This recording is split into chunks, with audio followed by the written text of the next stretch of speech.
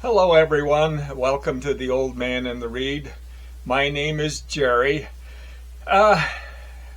Today I'm going to do another video with 15 of my favorite books. I'm not sure what I'm going to title this one, and I may have to start changing up the number of books I have just because it's getting kind of repetitious just doing 15. But anyway, this will be another 15 books that I consider some of my favorites. The first book I have is Blameless by Claudio Magris. This is written in just magnificent prose that to me is close to narrative poetry, but it's presented in a rather dysfunctional way. It's about a museum that is for weapons of war, and it was started by a man who was obsessed with weapons of war.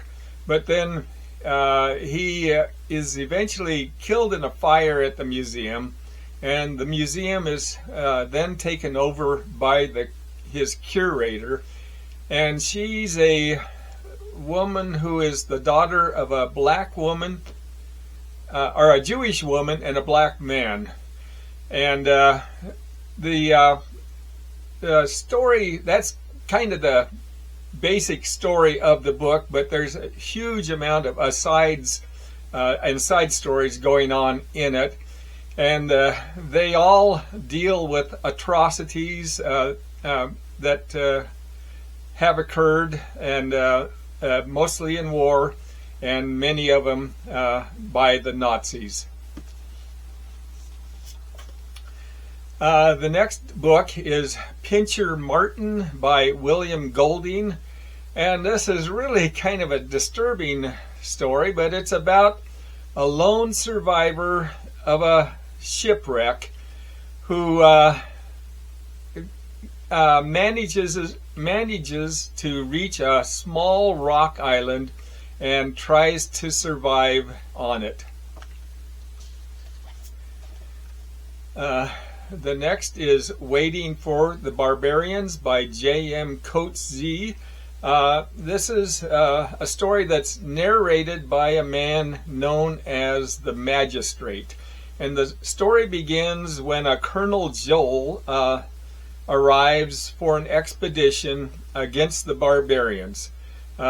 But he captures a few of the natives and starts torturing them. And so the magistrate tries to intervene and attempts to counteract some of the atrocities that Joel is committing. And this leads to the magistrate's own downfall. The next book, The Blind Fisherman by Mia Couto, just a sensational short story collection. And the title story is a little disturbing, but an incredibly good story. It's about a fisherman who becomes lost at sea and set adrift after a storm. Eventually he becomes quite famished and has been trying to catch a fish, but he has no bait, and he decides to use one of his eyeballs as bait, and he catches a fish, and this sustains him for a short while, but then he starts becoming famished again, and then he uses his other eyeball as bait. The next book is The Pest House by Jim Crace, and this is set in the far future. It's after an unknown disaster that has wiped out most of civilization, but it's never specifically mentioned what caused that. But the people are all illiterate, and they really know nothing about the past.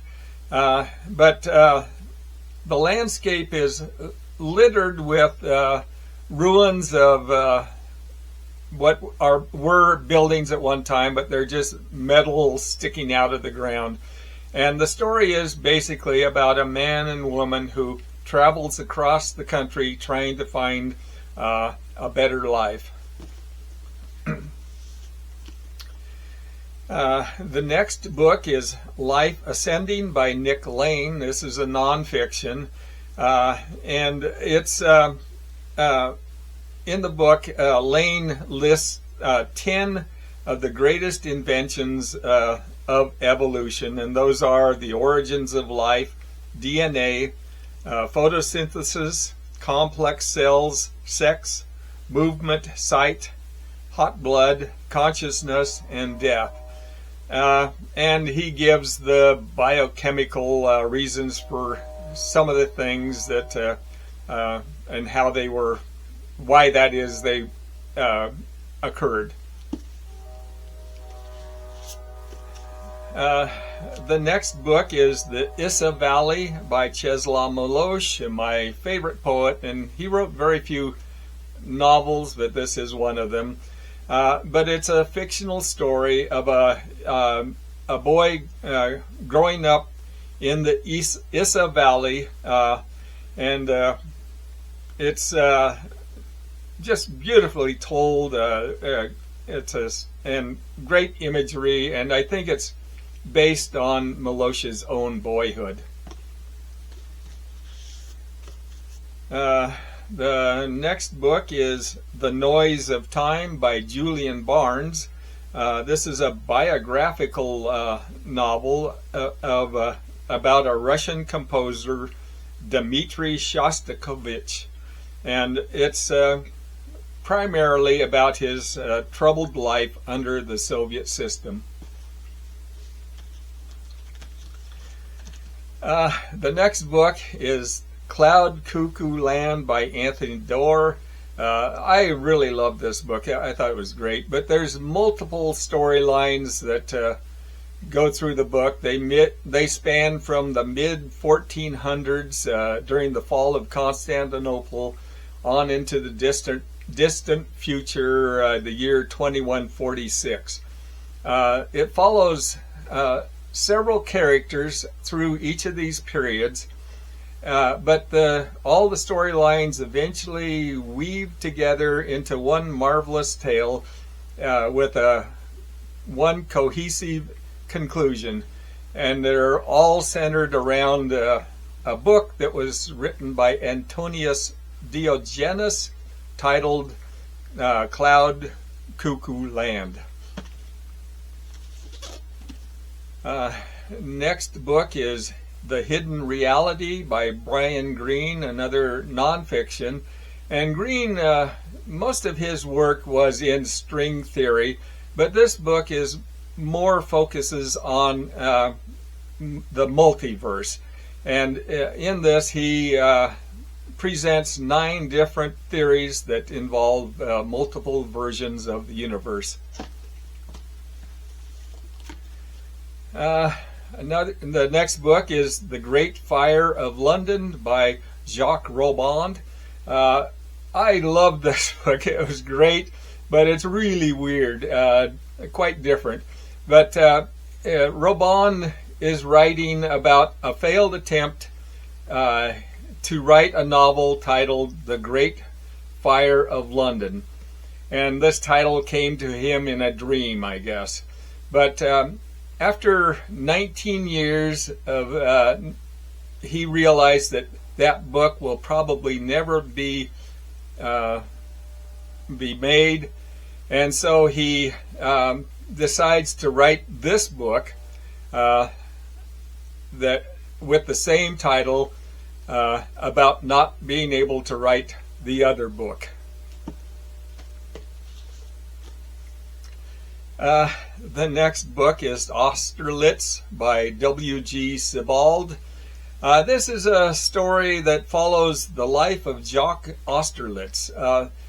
He grew up under a different name in England, but when he went to college, he discovered that his actual name was Jacques Austerlitz, and that he had been sent to England when he was a small child by his mother from Prague to escape the Nazis. And so this sets him out to try to find his true identity. Next book is Maglue by Otessa Moshfegh. This is a story told entirely in the first person, and it's from the thought processes of Maglue. This really isn't a great place to be because Maglue spent his entire life in a drunken stupor. But anyway, one time he wakes up sober in a jail, and but his thought processes are still very erratic, and you can't tell what is real and what isn't. But it's just a brilliant book by Moshfegh. The next book is Signs Preceding the End of the World by Yuri Herrera. This follows a young woman, McKenna, who leaves her life in Mexico and crosses the border in search of her brother. But when she reaches the United States, she realizes it's not the utopia she had thought it would be. And the last book I have is On Earth We're Briefly Gorgeous by Ocean Vuong. Just incredibly good book. I enjoyed this very much, but I don't think I've ever read a book that where anyone wrote with such raw emotional honesty. It's a fictionalized autobiography that basically bears all, but it's written in just absolute poetic prose. But the story or the book is written as if it's a letter to his mother, who doesn't read English, so she will never actually be able to read the book.